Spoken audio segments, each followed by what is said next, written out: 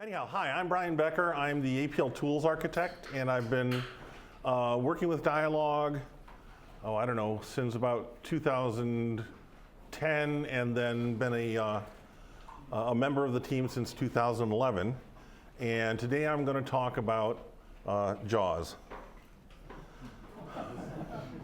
And so JAWS is Jarvis and WebSockets. And so what is Jarvis? Well, it's a web service framework that's going to help you expand your audience for your application, make it easier for you to make your application or data accessible to others. And in this case, APL isn't required for your user, right? The client doesn't need to know APL. They don't even have to be able to spell APL. And it also lessens the need for you to learn some of the underlying technologies involved with web services, things like HTTP and JSON and other things like that. Yet, we still provide you access to the underlying technologies if you have an application where you need to use them. And one of my design philosophies when I build tools like this is to assume as little as possible about what you're going to try and do. And hopefully that maximizes the flexibility you have in how you decide to employ Jarvis. So Jarvis stands for JSON and REST service. I had to kind of pervert the VICE and service to VIS, but I also like, how many people are fans of the Marvel Cinematic Universe? So you know that Jarvis is just a very intelligent, what is it? Anyhow, it's Tony Stark's AI companion. And Jarvis operates in one of two modes. There's JSON mode, where it makes your APL functions more accessible. And then REST mode makes your data more accessible. And you can't run both JSON and REST mode at the same time, but you can certainly run two different servers, one in JSON and one in REST mode, from the same workspace. In JSON mode, your endpoints, what are known as endpoints, are APL functions. So if you see a URL that looks something like this, compute corresponds to an APL function in your workspace named compute.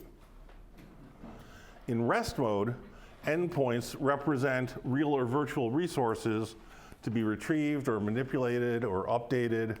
And so in this case, we might be talking about customer with ID 123.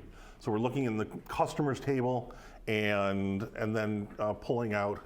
Now the table may or may not exist, right? It could be a virtual view of some other collection. And that's up to you. So we're going to do a web service in 5 minutes. And I'm on the timer now, so there's nothing up my sleeve. We're in a clear workspace. I'll load Jarvis.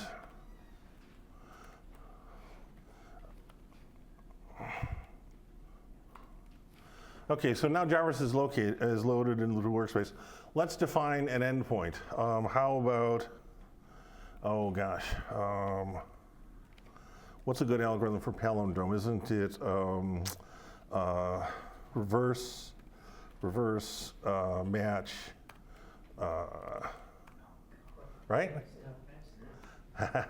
So 1, 2, 3, 2, 1, or palindrome 1, 2, 3, 2, 1.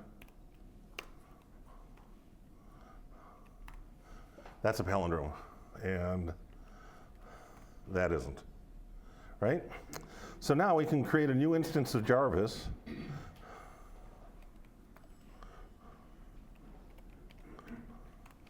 And start it.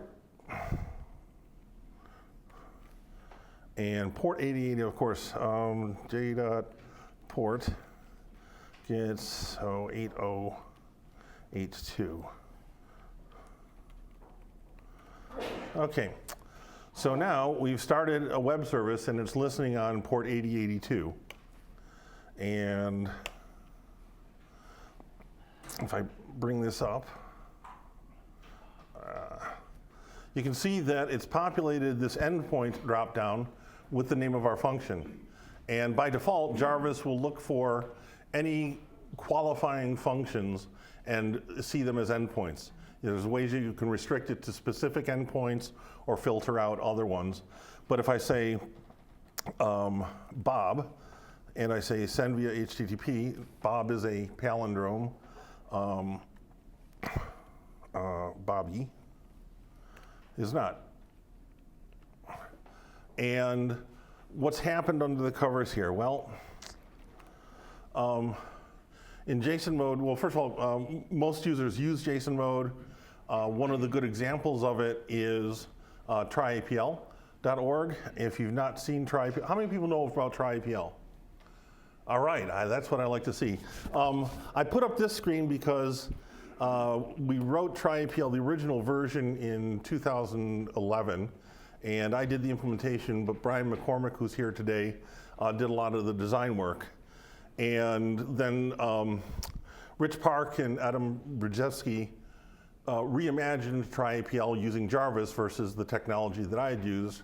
And so this is a JSON mode Jarvis server running with a single endpoint called exec.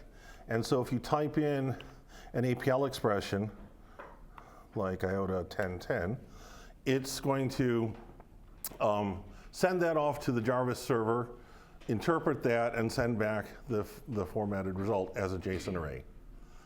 So in REST mode, there's fewer REST users, but there are a few out there. And one of them is the Dyalog content management system, and this is written by Rich Park. And if we go over to that, you can see here that I've just done a search for Jarvis. I'm not sure if you can see the URL there, but basically it says look in videos and do a search for things that mention Jarvis. And so it comes back with a number of information about a number of video resources that we that are about Jarvis. Now that isn't particularly useful as a web server or as a website, right? I mean, you can use the data to do some analysis, but then when you pair it with something like a React front end, this is making the same query. So if I say video library Jarvis, it will come back, hopefully. Hopefully. Maybe. Oh, that's a good question. Well, I did a search for Becker, so these are all the these are all my previous presentations, and so it's running the same web service, the same DCMS web service, running a RESTful Jarvis, but now you can pair it up with this type of a client, or the client could be a mobile phone app, or the client could be a command line interface. And then this is the URL that we were just out to that has the React front end. So in JSON mode, the endpoints are APL functions. We said that before. So it could be a tacit function, it could be a defun, it could be a tradfun. You know, it doesn't matter. So the client issues what's known as an HTTP post request with a JSON payload. And so in this case, we're giving it an integer vector. And Jarvis parses that request and converts the payload to an APL array. And so we get 314.15926, right? So then Jarvis calls your function, your endpoint, and it passes that APL array as its right argument. And then your function does whatever it needs to and returns an APL array result. And Jarvis converts that APL array back into JSON, and it formats a proper HTTP response and sends it back with the JSON result. Now, Morten gets upset when I have this kind of a slide in my presentation, because I try and show all the difficult things that Jarvis does under the covers, but the only thing you really need to remember is that endpoints are APL functions, right? You don't need to worry about any of the rest of that stuff. Now, JSON objects are the equivalent to an APL namespace. So here in JSON notation, I've got a namespace or an object with two elements, name and bday, and in APL array notation, which Morton showed earlier and is available in Dyalog version, in the forthcoming Dyalog version 20, this is the same object in array notation. And so if I have something like a zodiac function, and I pass this object to my endpoint, I get the namespace so I can refer to the bday element, and then I can assign back into the namespace, right, a sign element for to assign their zodiac sign. So here, this is a user command in version 20 to turn APL array notation on. So rather than displaying the types of displays you've been used to seeing for 50 some odd years, you can now get array notation. So I passed to the zodiac my namespace, and you can see that it assigned the sign element to Aquarius. In REST mode, we use standard HTTP methods for CRUD. How many people know what CRUD is? Almost everybody. Well, I decided to give a little cheat sheet there. So it's create, read, update, or delete. So it's basic database-y operations, right? And so these HTTP methods, get, post, put, delete, and patch, correspond to these different operations: retrieve, create, update, and so on. So you might have something that says get customers, and that might return information about your list of customers. It could be the entire customer list. You might say get customers 123, and that would get the record for the customer whose ID is 123. You might say delete customer 123. You might say, okay, I'm going to create a new customer, 345, with name Fred and date of birth of 1962-1031. Or you might want to update customer 345 and change the name from Fred to Bob. But these are all standard. If you deal much with web services, most of them are going to be RESTful and have a RESTful interface and use verbs, HTTP methods like this to provide access. If you saw the OpenAI user interface that Stefan demonstrated, under the covers I'm using a thing called HTTP command to do get and post requests to the OpenAI API. So in REST mode, you write an APL function for each of the HTTP methods you want your service to support. So for a read-only system service, you'd only have to write a get function. And Jarvis passes all of the information about the request to your function. And one of the things I need to point out is that designing a consistent REST schema takes thought and effort. And there are a lot of bad ones out there. And also, truly RESTful APIs have additional qualities like cacheability and statelessness. Those are outside of the scope of what Jarvis does, but there's no reason that you can't implement on top of Jarvis cacheability and statelessness. Well, Jarvis is by definition stateless. You can maintain state by using sessions, but we may get into that in tomorrow's workshop. But it's left up to you to decide how much, or even if at all, to adhere to these other RESTful attributes. And as I said before, a lot of REST web services aren't truly RESTful. I mean, the basic criteria that people seem to use is, do you use the standard HTTP methods to interface to my API? And if you do, I'll call that RESTful. So I showed you the DCMS Dyalog Content Management System earlier. So here's, I'm going to use HTTP command, which I mentioned before. So here's the URL, and we're going to get the list of videos. So I'm telling HTTP command, it has a special method called getJSON, which understands how to work with JSON-based web services. So I'm saying, I'm giving it a namespace. This is an APL array notation. I'm giving the method I'm using is get. I'm giving it this URL, and I had to set the timeout to 60 because if I try and retrieve all the videos, HTTP command's default timeout is too small, so I had to set the timeout to 60. But one of the things you'll see is that it returned information records for 700 videos. So if I take a look at the first three there and extract the presenter event and YouTube ID, you'll see that Adam has been a busy boy. I think he probably accounts for 60% of the videos that are out there. But now if I want to take that YouTube ID and append it to the URL, I can now get information specific to that particular video. So now it's only returning one video's information.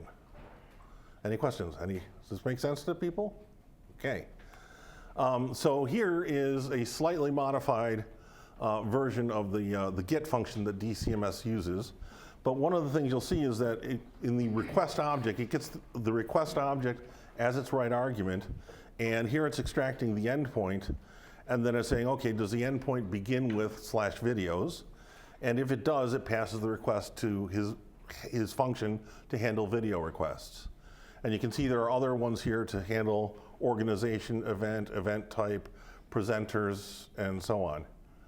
And, you know, I say that REST interfaces or RESTful web services are a little more difficult to implement, but this kind of code is really pretty straightforward.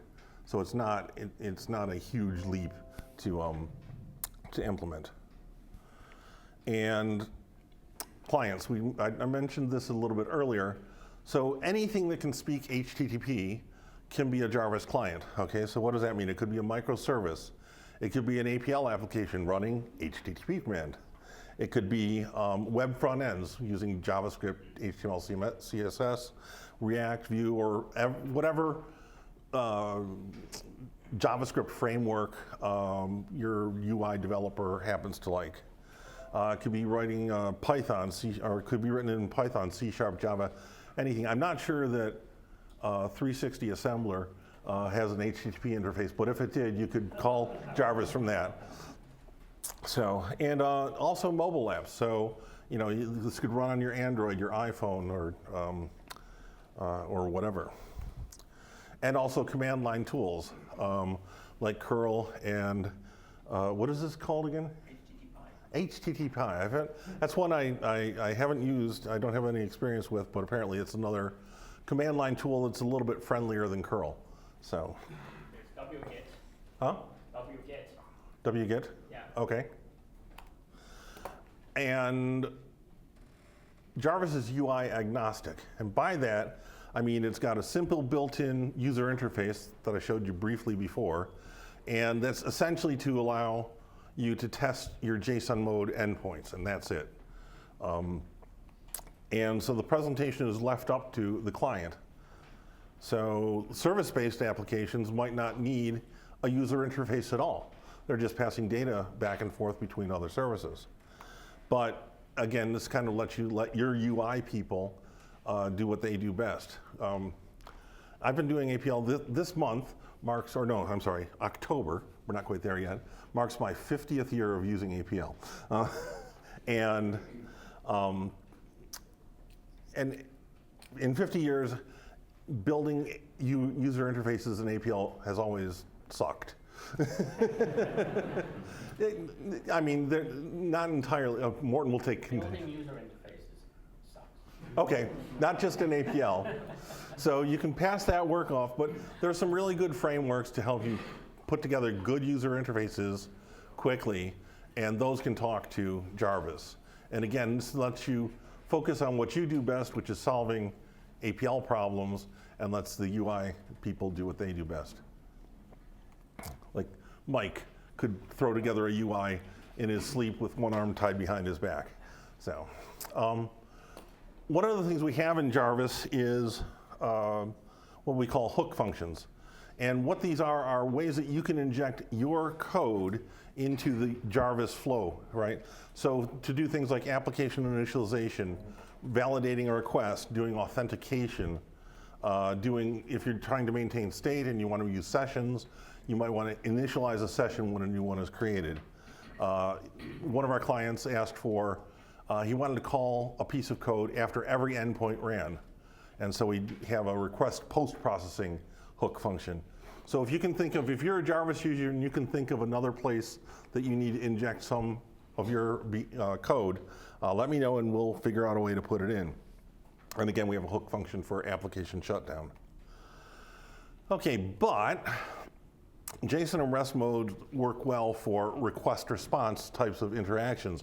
In other words, the client makes a request, Jarvis sends a response.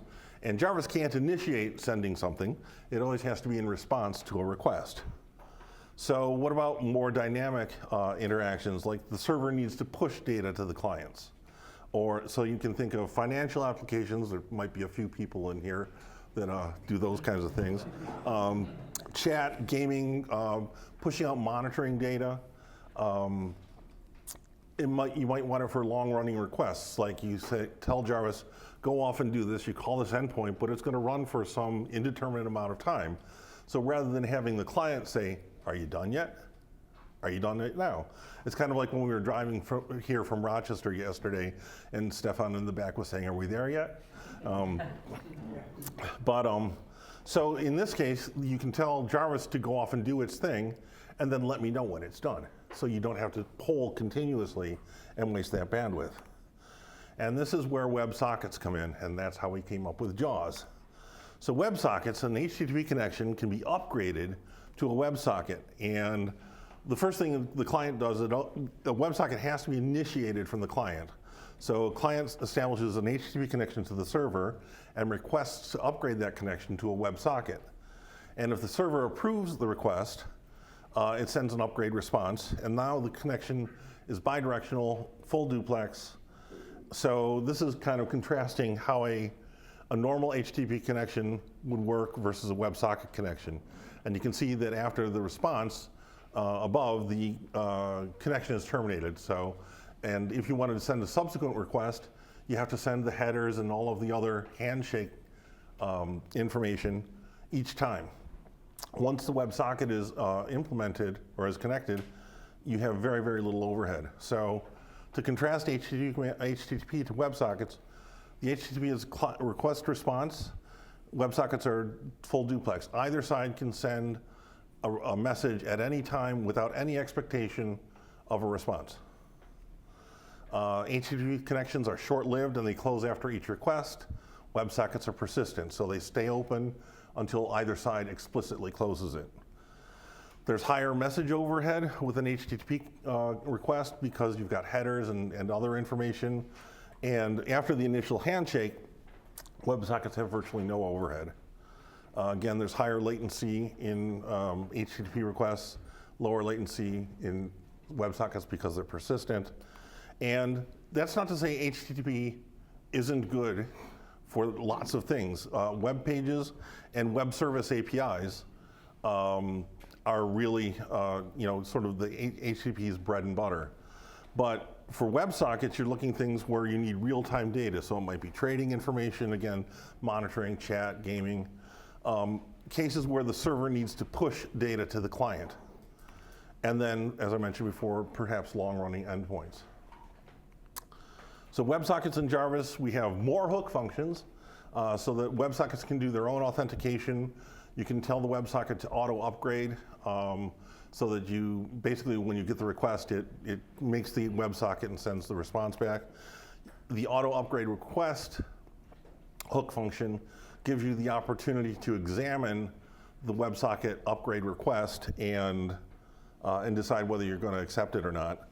Anytime you receive a message over a WebSocket, we have a hook function for that. And if WebSocket is closed or has an error, we have hook functions for that.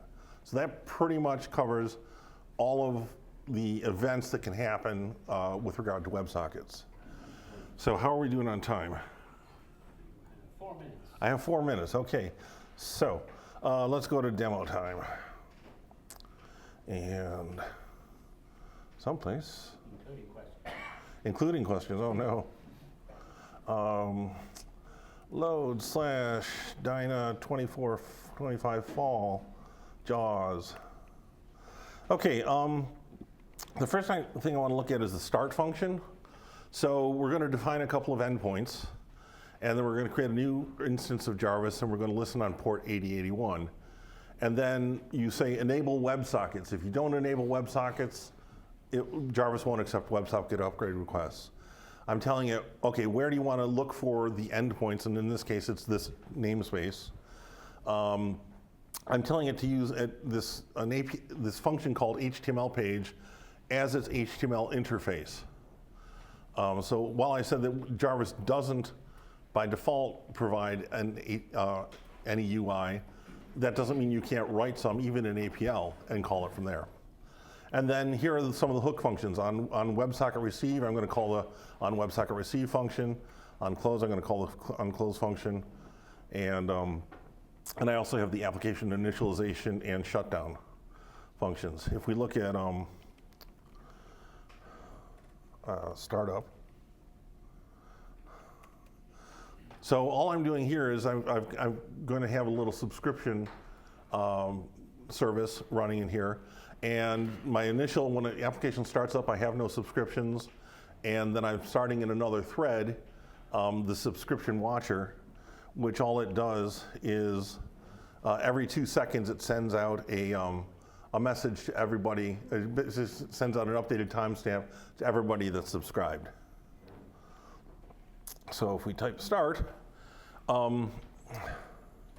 whenever you start a Jarvis system service, it's going to give you some information about where it loaded the Conga TCP/IP library from, where it's looking at for the endpoint code. So here we're serving code in the root namespace. And it's also going to tell you if you've got an HTTP or an HTML interface turned on, what address you can use to access it. So this looks kind of like what we saw earlier, but here I can say SOM123, and I can send it as a normal HTTP request, and lo and behold, it's still 6.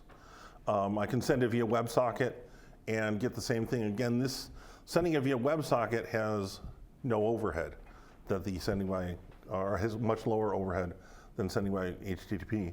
And then subscribe here, it's just going to, every 2 seconds, it's going to update the WebSocket subscription. Now, I realize this isn't earth-shaking, right? This is a very simple interaction, but it basically sets the model for, you can implement whatever kind of interaction that you want. So like it could be updating stock prices. It could be updating your portfolio value as the stock prices go up and down. It could be, you could implement a chat with other users of the system. You could implement a bridge program with it. And so we can unsubscribe. And the HTML page function,